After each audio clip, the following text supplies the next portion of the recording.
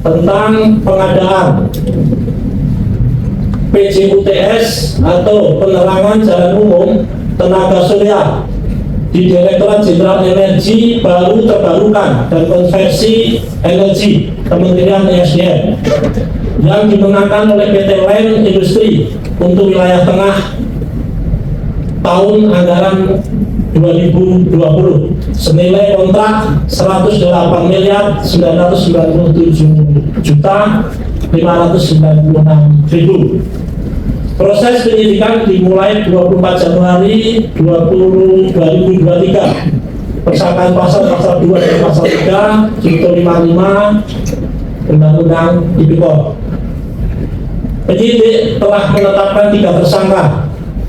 Tersangka yang pertama AS selaku Inspektorat Jenderal Kementerian SDM RI periode 2017 sampai 2023. Yang kedua AS selaku Sekretaris Ditjen EPTKE Kementerian SDM RI sekaligus kuasa anggaran KPA 2019-2021. Yang ketiga L selaku Direktur Operasional PT Line Industri.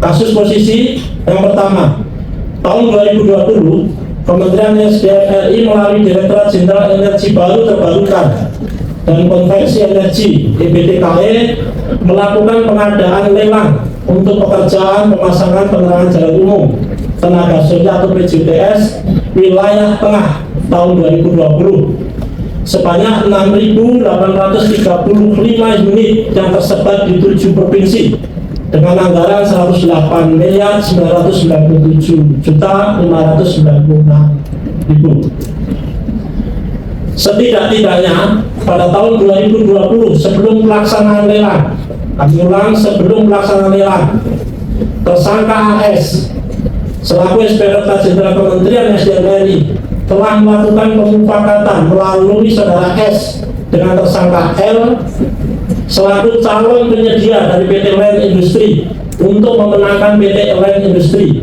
dalam lelang PJUTS wilayah tengah 2020 dengan 2 cara. Cara yang pertama, tersangka L meminta kepada saudara S untuk dilakukannya perubahan atas spesifikasi dan perubahan paket PJUTS yang sebelumnya terdiri dari 15 paket kecil digabung menjadi 5 paket yang berisikan 3 paket besar dan 2 paket menengah bernilai 100 miliar ke atas agar PT Line Industri bisa mengikuti lelang. Saudara S menginformasikan kepada tersangka AS. Selanjutnya tersangka AS memberikan instruksi kepada HS selaku KPA untuk melakukan perubahan atas spesifikasi dan pemaketan.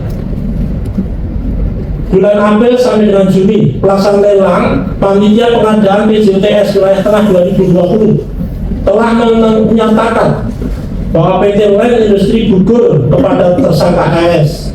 Kemudian tersangka AS meminta dilaksanakan review terlebih dahulu, sehingga tersangka AS menerbitkan laporan hasil review dengan rekomendasi untuk melakukan klarifikasi kesanggupan kepada PT Line Industri yang merupakan tindakan post bidding dan itu bertentangan dengan aturan pengadaan barang dan jasa.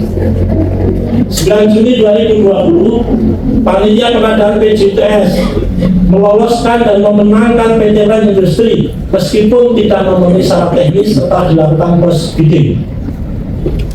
Pada proses pelaksanaannya, perbuatan melawan hukum saudara Line Industri PT Line Industri telah melakukan pengalihan pekerjaan kepada pihak lain yang tidak terdaftar di dalam dokumen penawaran dan tanpa sepengetahuan dari BPK, sehingga ada beberapa PJUTS yang tidak terpasang dan under spec, sehingga negara mengalami kerugian 19.256.578,74 rupiah.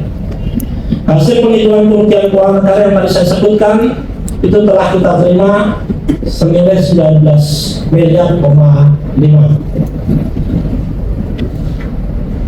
Beberapa tindakan penyidik telah melakukan pemeriksaan terhadap 56 saksi, 3 ahli, termasuk telah melakukan penggeledahan di 2 lokasi: kantor Direktorat EPTK Kementerian SDM RI, kantor Inspektorat Jenderal Kementerian SDM RI, dan telah melakukan tindakan blokir terhadap 31 aset tidak bergerak berupa tanah seluas 38.697 meter persegi yang berada di wilayah Bandung, Sumedang milik tersangka R.